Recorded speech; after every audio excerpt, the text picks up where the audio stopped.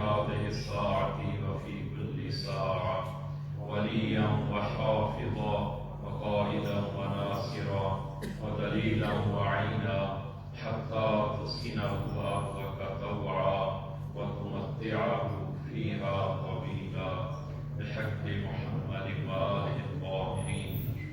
أما بعد، قال الله تبارك وتعالى: إذ جاءوكم من فوقكم ومن أسفل منكم وإذ زاغت الأبصار وبلغت القلوب الحناجر وتظنون بالله الظنونا.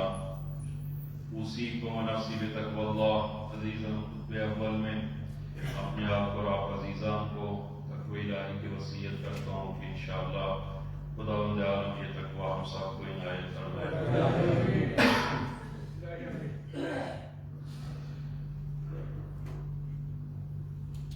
عزیزاں، ہماری گفتگو سورہ احزاب میں اور آج جو موجودہ سائے مبارکہ آپ عزیزان کی خدمت میں تلاوت کی ہے، سورہ احزاب کی آیت نمبر 10.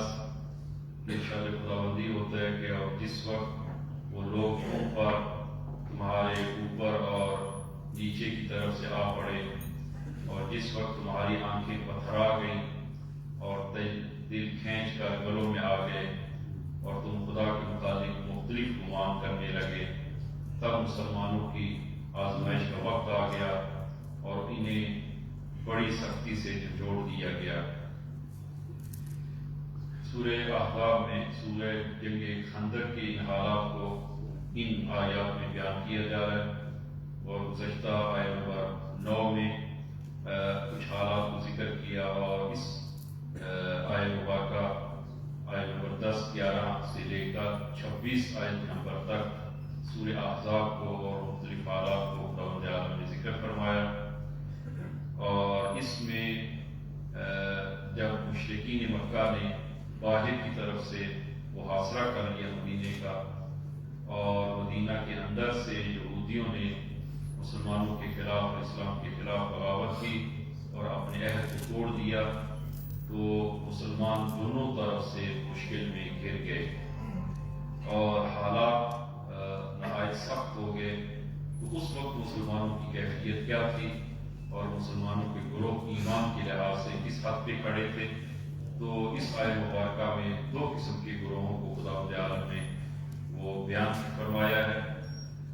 تو کلی نتیجہ انشاءاللہ وہ بیان کریں گے اور عرض کریں گے کہ ہمارا جو کام ہے کہ ہم اپنے وظیفے کو انجام دیں، جو ہمارا شرعی وظیفہ ہے اس کے مطابق ہم انجام دیں. تو مقابل میں بھی خداوند عالم وہ اپنی مدد فرماتا ہے، اور جو بھی خدا کی اور دین الہی کی مدد کرے تو خداوند عالم بھی اس کی مدد میں ہوتا ہے. اور یہ وہی امداد غیبی ہے جس کو ہم نے گزشتہ جمعہ بھی بیان کیا. اور کچھ موارد اس آیہ کے ضمن میں آپ عزیزان کی خدمت میں وہ عرض کرتے ہیں کہ خداوند عالم نے کس طرح اس جنگ خندق میں مسلمانوں کی مدد کی. جناب جابر بن عبداللہ انصاری وہ بیان فرماتے ہیں کہ جنگ احزاب میں مسلمان دن کو خندق کھودتے اور رات کو مدینہ اپنے گھروں کو چلے جاتے اور استراحت اور آرام فرماتے، لیکن پیغمبر اسلام رات کو بھی خندق میں قیام فرماتے. اور اس پوری مدت میں رسول گرامی اسلام وہ یہیں خندق میں ہی تشریف فرما تھے. آپ گھر تشریف نہیں لے کے جاتے تھے، خندق میں ہی آپ تشریف فرما تھے. تو جناب جابر نقل کرتے ہیں کہ ایک دن کھدائی کے دوران ایک بڑا پتھر راستے میں آ گیا کہ جس کو دوسری طرف منتقل کرنا ہمارے بس میں نہیں تھا، اور پوری کوشش کے باوجود اس پتھر کو ہم نہ توڑ سکے اور دوسری جگہ منتقل نہ کر سکے. تو ہم رسول گرامی اسلام کی خدمت میں حاضر ہوئے اور عرض کیا کہ یا رسول اللہ، یہ بڑا پتھر ہے راستے میں کہ نہ اس کو ہم توڑ سکتے ہیں، نہ اس کو ہم کسی جگہ کہیں منتقل کر سکتے ہیں. تو آپ تشریف لائے اور فرمایا کہ جاؤ پانی لے کر آؤ. تو ہم ایک ظرف پانی سے پورے ایک ظرف جب لے کر آئے، رسول گرامی اسلام نے اس پانی پر دعا پڑھی پھر کیا اثر ہوا کہ وہ پتھر ٹوٹنا شروع ہوا اور چھوٹے چھوٹے ٹکڑوں میں تبدیل ہو گیا، اور ہم نے وہ پتھر اٹھا کر خندق سے اپنے باہر پھینکے اور راستے کو ہم نے کھولا کہ یہ امداد الہی۔ البتہ ممکن ہے کہ اس واقعے کو سن کر کسی کے ذہن میں آئے کہ کیا بہتر تھا کہ رسول گرامی اسلام پوری خندق کو اسی طرح کھود لیتے۔ بعض لوگ جو اشکال کرتے ہیں کہ اسی طرح ایک معجزاتی لحاظ سے اور وہ ایک مدد الہی کے ذریعے ہی پوری خندق کو کھود لیتے، 3000 مسلمانوں کو وہ ایک خندق کی کھدائی میں لگانے کا پھر کیا مقصد؟ تو عزیزاً عرض یہ ہے کہ قرار یہ نہیں ہے کہ پورے کام سب کے سب کام وہ مدد الہی، مدد غیبی، امداد غیبی کے ذریعے اور معجزاتی لحاظ سے وہ کام انجام دیے جائیں۔ خدا عالم فرماتا ہے کہ والذین جاہدوا فینا لنہدینہم سبلنا، کہ جو بھی ہماری راہ کی کوشش کرتا ہے، جو ہماری راہ میں جہاد کرتا ہے، ہم اس کے لیے اپنے راستے کھول دیتے ہیں۔ لہذا اگر اسی طرح وہ غیبی طریقے سے وہ مدد کرنا اور تمام کاموں کو غیبی ذریعے سے انجام دینا، اگر وہ انجام دینا ہی وہ صحیح ہوتا اور انجام وہ رسول خدا دے سکتے تھے، لیکن یہ دنیا میں قرار یہ نہیں ہے کہ تمام کام کو غیبی مدد کے ذریعے ہی اور معجزاتی لحاظ سے اس کو انجام دیا جائے۔ اور مسلمان خود اپنی زحمت سے کوشش کرے، زحمت کرے، اور پھر جہاں پر مشکل پیش آ جاتی ہے وہاں پر پھر مدد الہی انسان کی شامل حال ہوتی ہے۔ اور یہ واقعہ بھی اسی جنگ خندق میں پیش آیا کہ جنگ خندق کے حالات میں ملتا ہے کہ ایک دن ایک خاتون نے، ایک ماں نے اپنی بیٹی کو ایک مشت کھجوروں کی دی اور کہا کہ جو خندق میں اپنے بھائی کو جا کر دے کر آؤ۔ تو جناب عبداللہ بن رواحہ، یہ جناب عبداللہ بن رواحہ کی ماں نے ایک مشت کھجور دی بیٹی کو کہ جو اپنے بھائی کو جا کر دو۔ جناب عبداللہ بن رواحہ یہ اصحاب پیغمبر میں سے ہیں اور جنگ موتا میں یہ شہید ہوتے ہیں اور جنگ خندق میں بھی یہ شریک تھے۔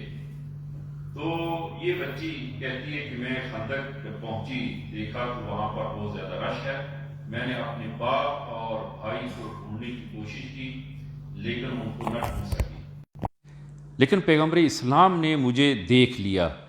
تو آپ نے فرمایا کہ آپ کیا چاہتی ہیں؟ تو میں نے عرض کی یا رسول اللہ، ماں نے ایک مشت کھجور دی ہے تاکہ اپنے بھائی کو جا کر دوں۔ پیغمبر اسلام نے وہ کھجوریں لیں اور اس کو ایک دسترخوان میں ڈالا اور فرمایا کہ جاؤ اصحاب سے کہیں کہ آئیں کھجوریں کھائیں۔ تو جو ہی یہ اعلان ہوا اصحاب نے کام چھوڑا اور سب کے سب رسول خدا کی خدمت میں۔ تو رسول خدا نے اس ایک مشت کھجور جو اس دسترخوان میں آپ نے رکھی تھی، تمام اصحاب کو کھجوریں دیں، تمام نے سیر ہو کر وہ کھجوریں کھائیں اور باقی جو کھجوریں بچی تھیں پھر وہ بچی کو واپس لوٹا دیں۔ یہ مدد غیبی جو ہے وہ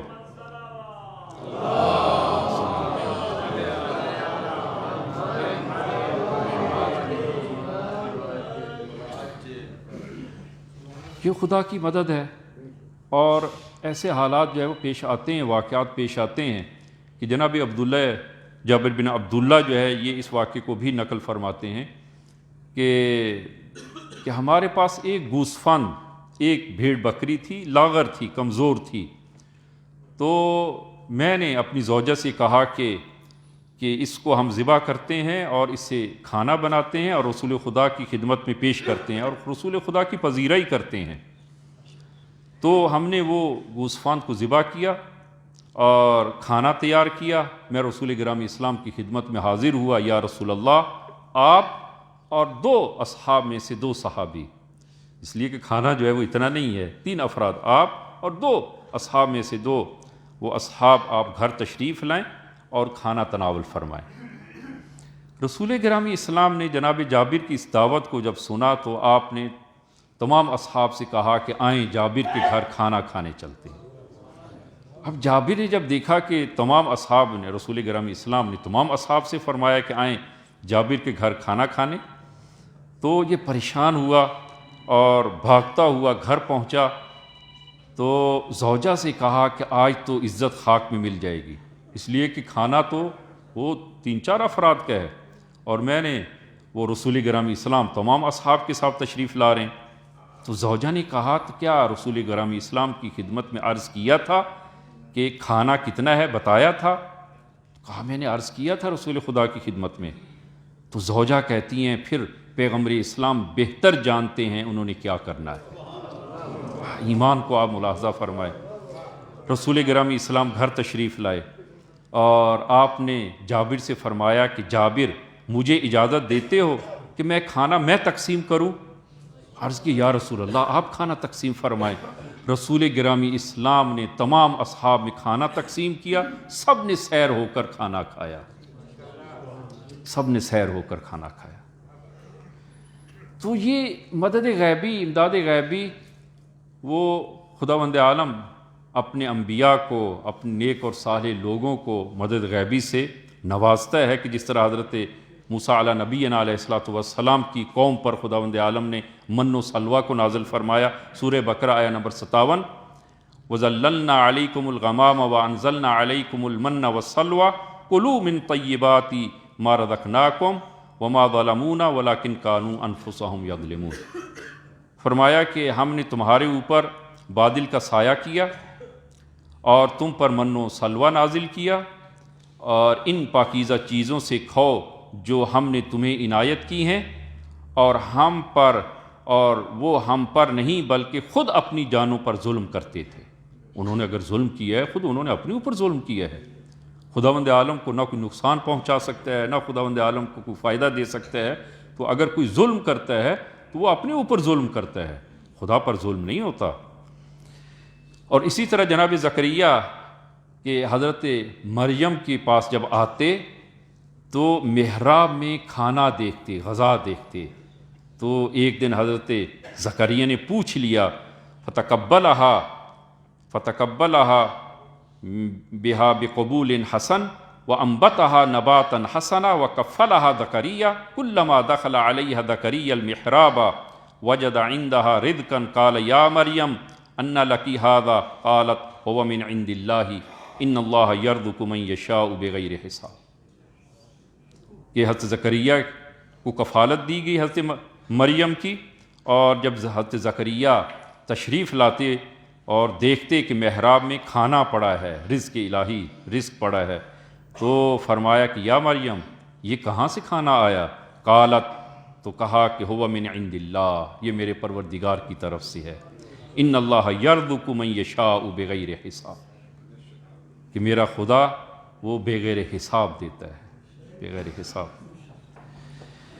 تو اس آیہ مبارکہ میں سورہ احزاب کے آیہ نمبر 10 میں کہ مسلمانوں کی کیفیت کو خداوند عالم نے بیان فرمایا، اور کہ مدینہ کو جب چاروں طرف سے مشرکین مکہ نے محاصرے میں لے لیا اور اندر سے یہودیوں کی طرف سے مسلمانوں کو خطرہ ہے، تو مسلمانوں کے ایمان کے لحاظ سے 3 قسم کے لوگ گروہ تھے، یا 3 قسم کے لوگوں کو آپ تقسیم کر سکتے ہیں، کہ کچھ تو وہ پختہ ایمان والے لوگ تھے کہ جو خدا اور رسول کی اس وعدوں پر ایمان رکھتے تھے۔ دوسرا گروہ جو ضعیف الایمان تھا، جو متوسط تھا ایمان کے لحاظ سے اور ضعیف تھا، کہ دشمن کا وہ ڈر بھی تھا کہ باہر سے 10,000 کا لشکر جن نے وہ مدینہ کو اپنے محاصرے میں کیا ہے، اور یہ لوگ خوف زدہ تھے، یہ دوسرا گروہ خوف زدہ تھا۔ اور تیسرا گروہ منافقین کا تھا مدینہ میں۔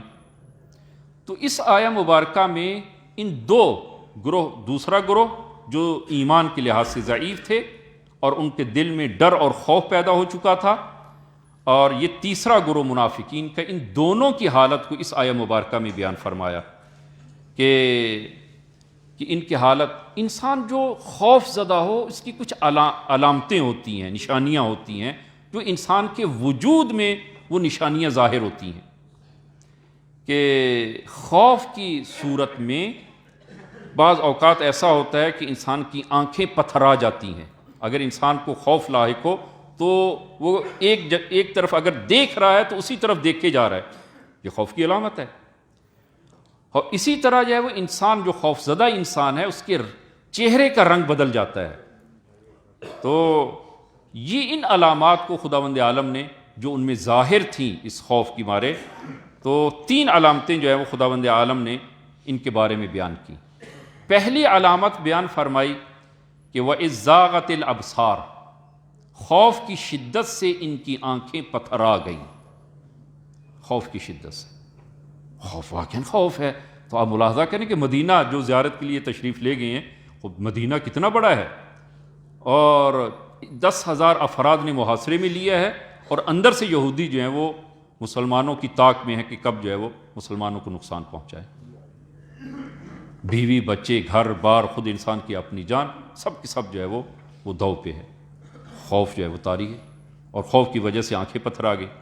دوسری علامت جو خداوند عالم نے بیان فرمائی وَبَلَغَتِ الْقُلُوبُ الْحَنَاجِرَ، خوف اس قدر زیادہ کہ دل کھنچ کر گلوں تک آ گئے، جیسے ان کی روح قبض ہونے والی ہے. قبض روح کے وقت جو انسان کی کیفیت ہے عیناً یہی کیفیت. یہ دوسری علامت. تیسری علامت جو خداوند عالم نے بیان فرمائی وَتَظُنُّونَ بِاللَّهِ الظُّنُونَ، خدا کے بارے میں مختلف گمان کرنے لگے. مختلف گمان کرنے کہ خدا اور رسول نے جو وعدہ دیا تھا، نعوذ باللہ یہ سب وعدے جھوٹے تھے.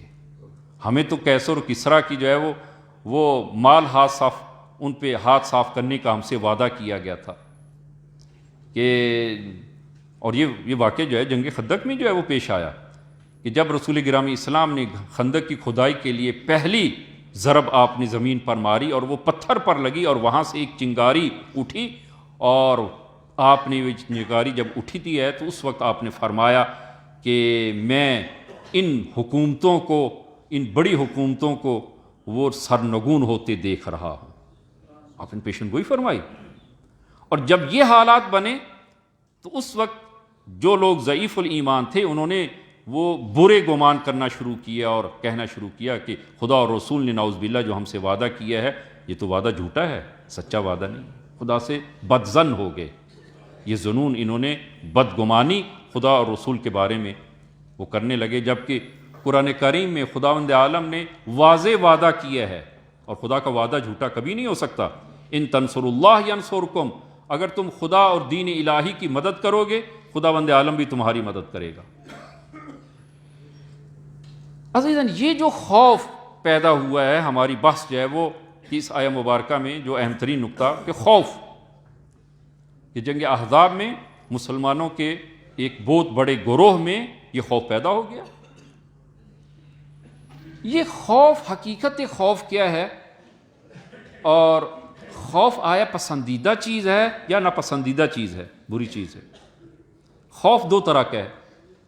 ایک خوف جو پسندیدہ ہے، جو ہونا چاہیے انسان کے اندر، اور دوسرا خوف ہے جو ناپسندیدہ ہے. وہ کہاں پر ہے؟ ان کے موارد معلوم ہونے چاہیے. خوف جو پسندیدہ خوف ہے کہ جس کو روایات میں وہ خشیت سے تعبیر کیا ہے، آیات میں بھی روایات میں بھی، جس طرح کہ سورہ فاطر کی آیت نمبر 28 میں انما یخشی اللہ من عبادہ العلماء، خداوند عالم سے علماء البتہ یہ فقط مختص وہ ہماری صنف میں نہیں ہے، جو بھی علم رکھتا ہے، علم جاہل نہ ہو، علم عالم اور علم رکھنے والا ہی خدا سے خشیت رکھتا ہے، خدا سے خوف رکھتا ہے، خشیت. انما یخشی اللہ. رسول گرامی اسلام صلی اللہ علیہ وآلہ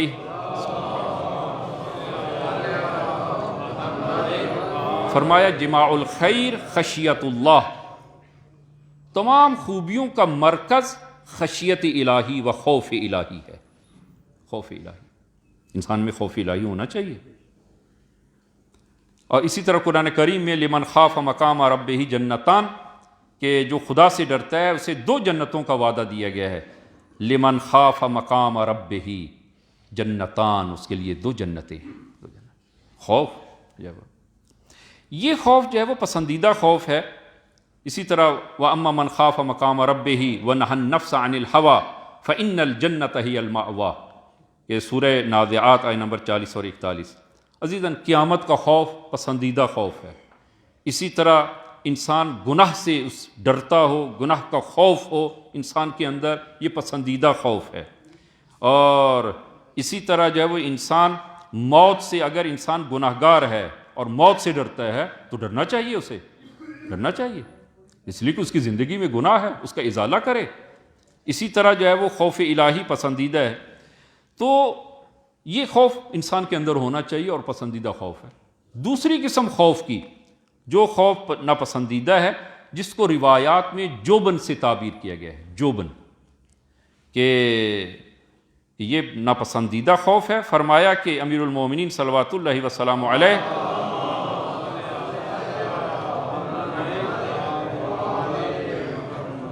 الجبن شیء، جوبن یعنی خوف اور بددلی، ڈرپوک ہونا اور انسان میں خوف ہونا، یہ ننگو آر ہے، ایک انسان کے لیے ننگو آر، ایک مومن کے لیے ننگو آر ہے۔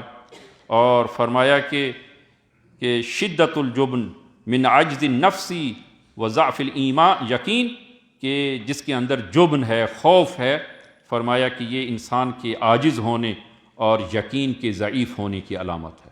مومن اس کے اندر خوف نہیں ہونا چاہیے، مومن کے اندر خوف جو ہے وہ نہ ہو۔ جنگ میں دشمن کے مقابل میں انسان کے اندر خوف، یہ برا خوف ہے، یہ پسندیدہ نہیں ہے۔ دشمن کے مقابل میں انسان جو ہے وہ ذرا برابر اپنے اندر خوف کو، اس لیے کہ یا ہم شہید ہو جائیں گے تب بھی نجات، اور اگر ہم دشمن پر غالب آ جائیں اور غازی ہو جائیں تب بھی نجات، دونوں صورتوں خوف کس چیز کا انسان کے اندر جو ہے وہ ہو۔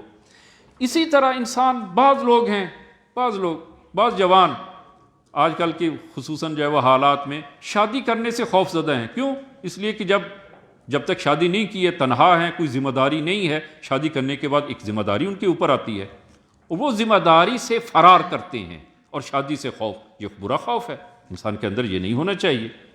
اور اسی طرح اور جو ہے وہ موارد ہیں خوف کے، تو جو غرض ہے کہ خوف جو ہے وہ جو برا خوف ہے یہ انسان کے اندر نہیں ہونا چاہیے۔ تو اس خوف کی عوامل کیا ہیں، یا جو لوگ خدا اور رسول سے بدگمان ہو جاتے ہیں، کہ جس طرح کی یہ بدگمانی جنگ خندق میں ان لوگوں نے بدگمانی کی ہے رسول گرامی اسلام اور خدا کی نسبت، اس بدگمانی کے عوامل کیا ہیں؟ انسان بدگمان کب ہوتا ہے؟ خدا سے بدگمان کیوں ہوتا ہے؟ امیر المومنین صلوات اللہ وسلام علیہ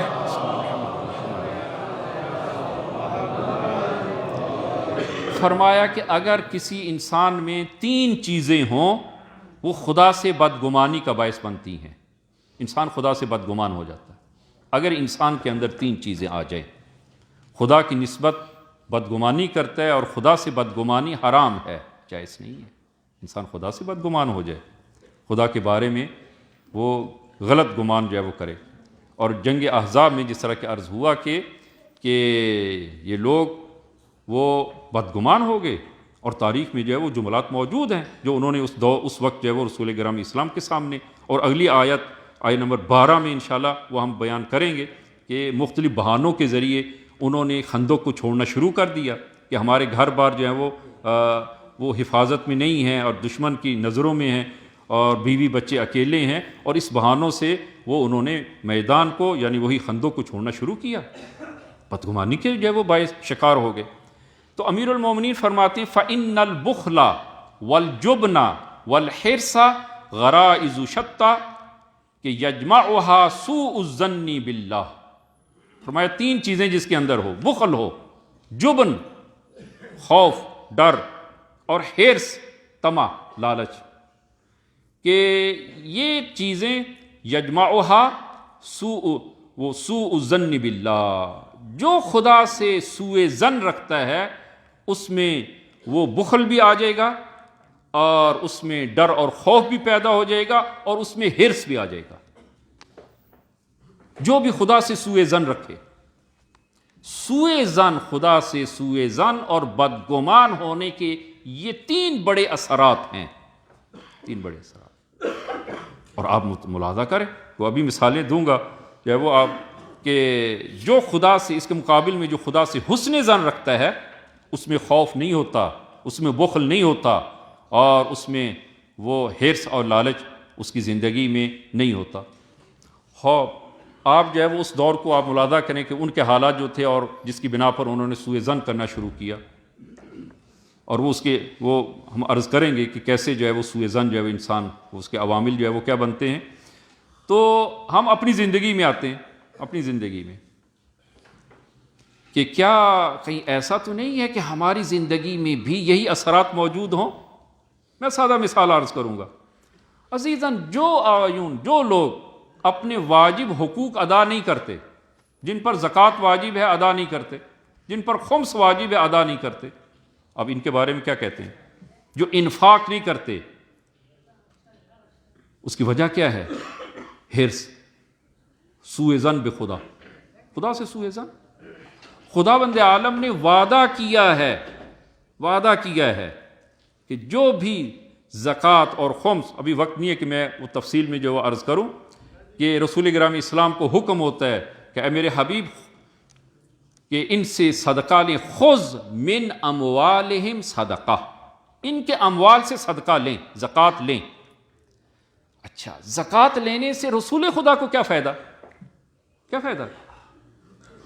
اس زکوٰۃ، رسول خدا جو ان سے زکوٰۃ لیں گے، اس زکوٰۃ لینے کا فائدہ انہی لوگوں کو ہے، انہی لوگوں کو خداوند عالم فائدہ دینا چاہ رہا ہے، زکوٰۃ لے کر مقابل میں فائدہ دینا چاہ رہا ہے۔ کیا فائدہ؟ خذ من اموالہم صدقہ تطہرہم وتزکیہم، دو فائدے اس زکوٰۃ لینے سے، صدقہ لینے سے۔ اے رسول، ایک تو ان کو تطہرہم، ان کو پاکیزہ کریں، وتزکیہم، ان کو رشد دیں، رشد۔ یہ زکوٰۃ ادا کرنے سے ایک تو مال میں تطہیر، پاکیزگی آتی ہے، اور مال جب پاکیزہ ہوتا ہے تو بڑھتا ہے، نشو و نما کرتا ہے، اور دوسرا انسان ترقی کرتا ہے، انسان ترقی کرتا ہے۔ وہ آگاہ یہ نشو و نما اور یہ ترقی کس کے فائدے میں ہے؟ خود انسان کے فائدے میں۔ اور جو ادا نہیں کرتے، اور زکوٰۃ جن پہ واجب ہے، خمس جن پہ واجب ہے، اور وہ ادا نہیں کرتے، تو اس کی وجہ کیا ہے؟ خدا پر ایمان نہیں ہے، خدا سے حسن ظن، حرص اور طمع، حرص اور طمع۔ اگر ہم زکوٰۃ اور خمس ادا کریں گے، نتیجہ کیا ہوگا؟ ظاہری طور پر مال کم ہو جائے گا، اور مال کم ہو جائے گا، ابھی بڑھاپا ہے، نوکری بھی نہیں ہے، پینشن پہ جو ہے وہ کام گزارا چل رہا ہے، تو زکوٰۃ خمس بھی ادا کر دیں گے تو اس صورت میں وہ میں کہاں سے کھاؤں گا؟ یہ وہی حسن سوء ظن بخدا ہے، اور یہی وہی حرص ہے، یہی وہی بخل ہے، بخل، اس سے بیشتر کچھ نہیں۔ اور جب وعدے الہی ہے کہ آپ ادا کریں گے، ایک واجب مالی ہے جو شریعت نے اور خدا اور رسول نے ہم پر واجب قرار دیا ہے، وہ واجب قرار دیا ہے، وہ ہمارے فائدے کے لیے ہے، نہ کہ ہمارے نقصان کے لیے۔ اور پھر جو ادا نہ کرے وہی سوء ظن وہ خدا رکھتا ہے، اس سے بیشتر جو ہے وہ نہیں۔ حضرت ابا عبداللہ علیہ الصلوۃ والسلام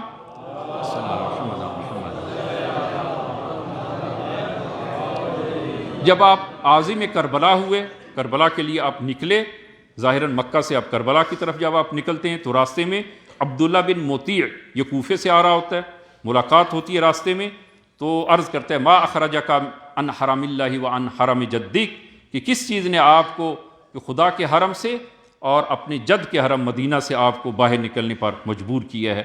تو آپ نے فرمایا کہ کوفہ والوں نے خط لکھے ہیں اور مجھے دعوت دی ہے، اور میں امر بالمعروف اور نہی عن المنکر کے لیے اور وہ اپنے جد کی سنت کو احیاء کرنے کے لیے اور بدعتوں کو مارنے کے لیے اور ختم کرنے کے لیے نکلا ہوں۔ تو یہ عرض کرتے عبداللہ بن مطیع کہ آپ عراق نہ جائیں، اگر آپ عراق جائیں گے تو شہید ہو جائیں گے۔ امام نے اس کے جواب میں ایک آیت کی تلاوت کی اور فرمایا سورہ توبہ آیت نمبر 51، فرمایا لن یصیبنا الا ما کتب اللہ لنا هو مولانا وعلی اللہ فلیتوکل المؤمنون۔ فرمایا کہ اللہ نے جو ہمارے لیے مقدر فرمایا ہے، اس کے سوا کوئی حادثہ ہرگز پیش نہیں آنے والا، جو مقدر کیا ہے۔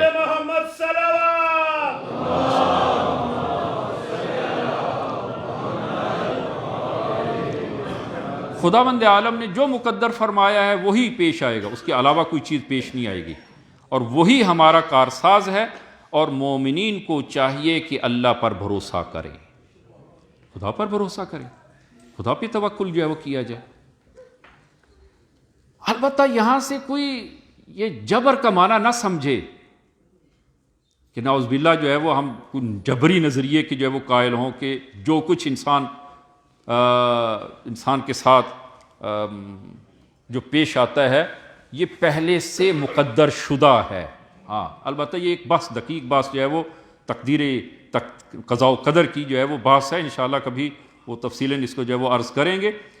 تو یہ جبری نظریہ ہمارا نہیں ہے، ہاں جبری نظریہ نہیں ہے کہ وہ جو کچھ ہے وہ پہلے سے مقدر شدہ ہے، اور نعوذ باللہ جو ہے وہ فلانی نے جو قتل کیا ہے اور شہید کیا ہے یہ بھی خدا کی طرف سے وہ اسی طرح تھا، لہٰذا آپ جس طرح کے بہت سارے شبہات جو ہیں وہ اس قسم کے وہ نوجوانوں کے ذہنوں میں ڈالے جاتے ہیں، نہ ایسا نہیں ہے عزیزاً۔ سادہ سا کہ اگر کوئی شخص اپنے آپ کو وہ بلندی سے 20 منزلہ مکان سے اور اس مقام سے اپنے آپ کو نیچے گرائے، تو نیچے گرانے کے نتیجے میں کہے کہ یہی تقدیر الہی تھی، یہی تقدیر الہی تھی، جان بوجھ کے خود چھلانگ ماری اس نے بلندی سے، خوب ہاں یہ تقدیر الہی نہیں ہے کہ انسان خود چھلانگ مارے، یہ انسان نے خود اپنے عمل اختیار سے کیا۔ ہاں اب یہ نیچے گر کر مرے گا یہ تقدیر الہی ہے، یہ تقدیر الہی ہے، اس لیے کہ بلندی سے جو گرتا ہے اور گر کر پاش پاش ہو جائے گا اور مرے گا، یہ مرنا، ہاں یہ مرنا یہ تقدیر الہی ہے، جبری مذہب نہیں ہے۔ ہم نظریہ جو ہے وہ انسان اپنے وظائف پہ عمل کرے، جو اس کا وظیفہ ہے اس وظیفے پہ عمل کرے۔ سفر پہ آپ جاتے ہیں تو گاڑی کو پہلے چیک کریں، گاڑی کو چیک کریں اس میں نقص کوئی فالٹ وغیرہ نہ ہو، تاکہ سفر ہمارا جو ہے وہ اس میں مشکل پیش نہ آئے۔ چیک کرنے کے بعد اسی طرح جو ہے وہ انسان شادی کرتا ہے، اور بعض لوگ جو ہے وہ کہتے ہیں جناب مولانا ہم نے استخارہ کروایا تھا اچھا آیا تھا، یہ تو شادی جو ہے وہ بہت بری نکلی۔ عزیزان یہ استخارہ وہ شادی میں جو تحقیق کا کام ہے کہ جب آپ شادی رشتہ کرتے ہیں یا رشتہ لیتے ہیں یا دیتے ہیں، وہاں پر وظیفہ آپ تحقیق کریں، اس دوسری طرف کے اخلاق کو، اس کے کردار کو اور اس کے نظریات کو آپ دیکھیں۔ رسول گرامی اسلام کی وہ معروف حدیث آپ فرمایا کہ جس کے دین اور اخلاق سے تم مطمئن ہو جاؤ اور جس پر راضی ہو جاؤ کہ اس کا اخلاق بھی نیک ہے اور اس کا دین بھی پسندیدہ ہے، فرمایا پھر اپنی بیٹی دے دو۔ تحقیق کرو، اس کے عقائد کو دیکھو، کہیں ایسا تو نہیں ہے کہ وہ مرتد نظریے کا حامل ہو، اس کے اخلاق کو دیکھو وہ کس اخلاق کا مالک ہے۔ خب اگر انسان تحقیق نہیں کرتا، فقط استخارہ کرواتا ہے، خب استخارے میں کچھ نہ کچھ تو نکلے گا، استخارے میں کچھ نہ، یہ استخارہ اس تحقیق کی جگہ نہیں لیتا تاکہ آپ بعد میں کہیں جناب مولانا ہم نے استخارہ کروایا اور اچھا نکلا، ہم نے تو استخارے پر بنا رکھتے ہوئے شادی کر دی، یہ تو شادی بہت بری نکلی۔ عزیزاً تحقیق استخارے کی جگہ نہیں لیتی، وہ استخارہ تحقیق کی جگہ نہیں لیتا، تحقیق اپنی جگہ پر ہے۔ یہ استخارے کا موقع اور محل ہی نہیں تھا جو آپ نے استخارہ کیا، اور پھر آپ کہیں گے جناب تقدیر الہی جو ہے وہ یہی تھی۔ تقدیر الہی ایسا نہیں ہے۔ لہذا انسان کا جو وظیفہ ہے اس کو پہلے عمل کرے، پورے طور پر وظیفے پہ عمل کرے، اور پھر اس کے بعد وہ خدا پر توکل کرے۔ یعنی ہمارا کام ہے وظیفے کو انجام دینا، ہم نے پوری ایمانداری کے ساتھ وظیفے کو انجام دیا ہے، اب اس کا نتیجہ خدا کے ہاتھ میں ہے، یہ تقدیر الہی ہے، نتیجہ اس کے خدا کے ہاتھ میں، اب جو نتیجہ اس کا ظاہر ہو وہ انسان کو قبول کرے گا۔ لہذا عزیزاً یہ کہ انسان خداوند عالم سے سوء ظن نہ رکھے، خداوند عالم سے ہمیشہ وہ اچھا گمان ہو خداوند عالم کے بارے میں، اور انسان اگر خداوند عالم سے حسن ظن رکھے گا تو اس صورت میں نہ اس کے اندر سوء ظن آئے گا، نہ اس کے اندر بخل آئے گا، اور نہ ہی اس کے اندر خوف اور ہراس انسان کے اندر پیدا ہوگا، کہ انشاءاللہ خداوند عالم ہم سب کو توفیق عنایت فرمائے، اور یہ حسن ظن جو خداوند عالم نے بیان فرمایا ہے اور جو رسول گرامی اسلام نے جو وعدہ کیا ہے، انشاءاللہ خداوند عالم وہ ہم سب کو توفیق عنایت فرمائے کہ ہم اس پہ پورا اتر سکیں۔ بسم اللہ الرحمن الرحیم، قل هو اللہ احد اللہ الصمد لم یلد ولم یولد ولم یکن لہ کفوا احد۔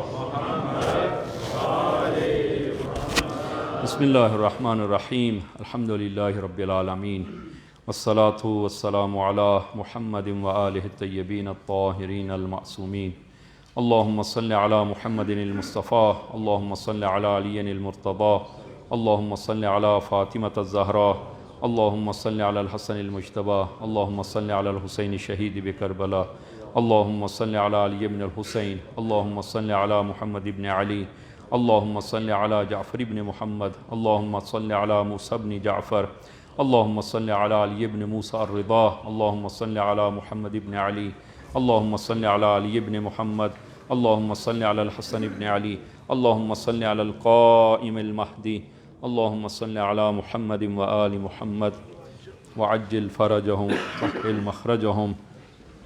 اوصیکم نفسی بتقوی اللہ۔ عزیزان، خطبہ دوم میں بھی اپنے آپ کو اور آپ عزیزان کو تقوی الہی کی وصیت کرتا ہوں کہ انشاءاللہ خداوند عالم یہ تقوی ہم سب کو عنایت فرمائے۔ عزیزان، وقت نہیں رہا، میں نہایت اختصار کے ساتھ کہ یہ جو خوف ہے انسان کے اندر، جو خوف ناپسندیدہ ہے اور جس کا اس آیہ مبارکہ میں ذکر بھی ہوا، تو اس خوف کے عوامل کیا ہیں؟ انسان کے اندر خوف پیدا ہوتا کیوں ہے؟ میں فقط ایک آدھ عامل کی طرف جو ہے وہ اشارہ کروں گا کہ یہ خوف، اس کے مختلف عوامل ہے، ان میں سے ایک اہم ترین عامل وہ دنیا پرستی ہے۔ دنیا پرستی وہ اور دنیا سے دوستی اور محبت، یہ بہت بڑا عامل ہے وہ انسان کے اندر خوف پیدا ہونے کا، اور یہ خوف پھر وہی جا کر سوء ظن بے خدا کی طرف جا کر لوٹتا ہے کہ انسان کو وہ خدا کی نسبت سوء ظن جو ہے وہ پیدا ہوتا ہے۔ تو اگر انسان جس کی دنیا سے محبت بہت زیادہ ہو، اس میں خوف آ جاتا ہے، تو نتیجتاً جو ہے وہ پھر جنگ، چونکہ جب خوف ہے، دنیا سے محبت ہے، تو وہ نہیں چاہتا کہ وہ اس دنیا سے جلدی جائے۔ البتہ جانا تو ہے، اس کو معلوم ہے، ہر شخص نے جو ہے وہ، لیکن وہ چاہتا ہے زیادہ دنیا میں رہے۔ تو جنگ کے نتیجے میں ممکن ہے کہ وہ مارا جائے، اور مارا جانے کی صورت میں پھر کیا ہوگا؟ وہ دنیا میں باقی نہیں رہے گا، لہذا وہ کیا کرتے؟ جنگ سے فرار کرتا ہے۔ بس دوستی، محبت، دنیا سے محبت یہ باعث بنتی ہے کہ انسان جنگ پر جانے سے ڈرے۔ اسی طرح جو ہے وہ انسان انفاق کرنے سے ڈرتا ہے۔ کیوں؟ اس لیے کہ دنیا سے محبت ہے۔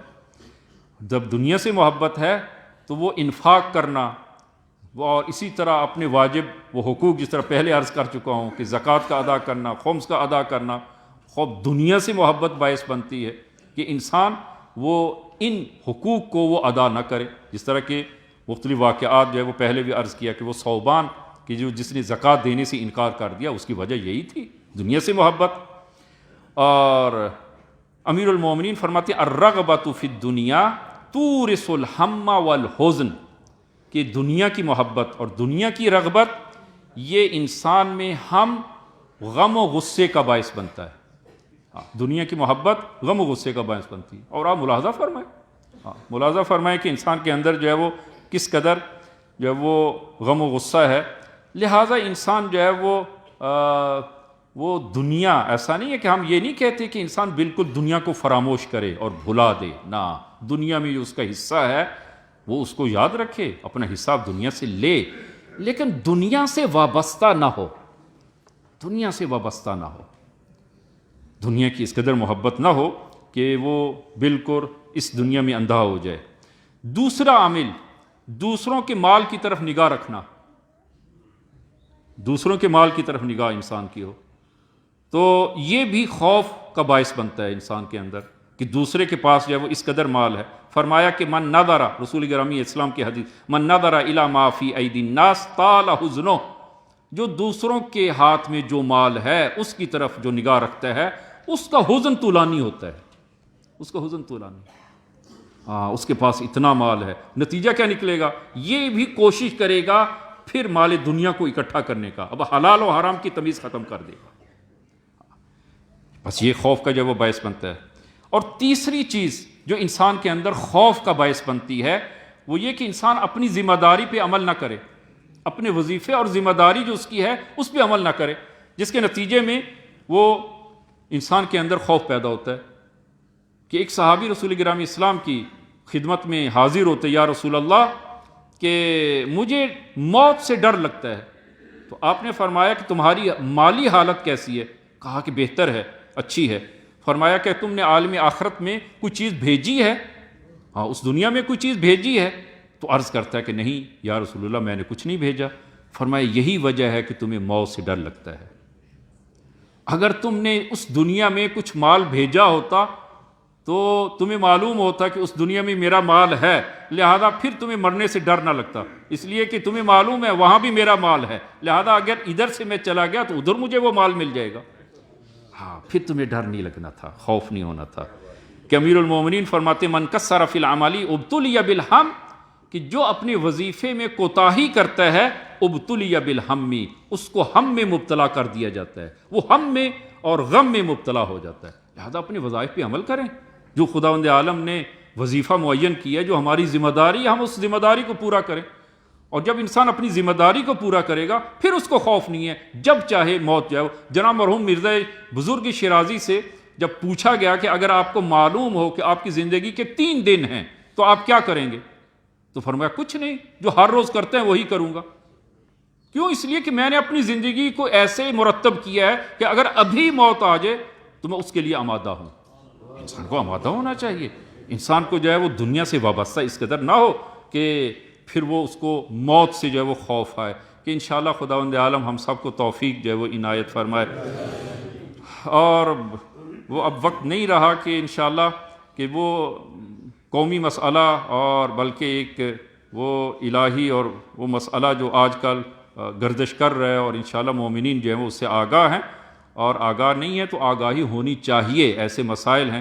اور وہ بل جو ترمیمی بل 2021 دوبارہ جو ہے وہ جس کو کیا گیا ہے، اور جس میں وہ توہین اہل بیت و توہین رسال اصحاب کے نام پر جو بل جو ہے وہ پیش کیا گیا ہے، اور وہ سزائیں جو بیان کی گئی ہیں، کہ یہ بل سراسر بدنیتی پر مشتمل ہے، اور مومنین کو آگاہ ہونا چاہیے، اور کسی بھی قید کلیے کے تحت جو ہے وہ نہیں آتا، اور انشاءاللہ مومنین جو ہے وہ اس سے آگاہ ہیں۔ اور اس بل کے اثرات فقط جو ہے وہ ہم پر نہیں ہوں گے، اس کے اثرات بہت دور تک اس کے اثرات جو ہے وہ جائیں گے۔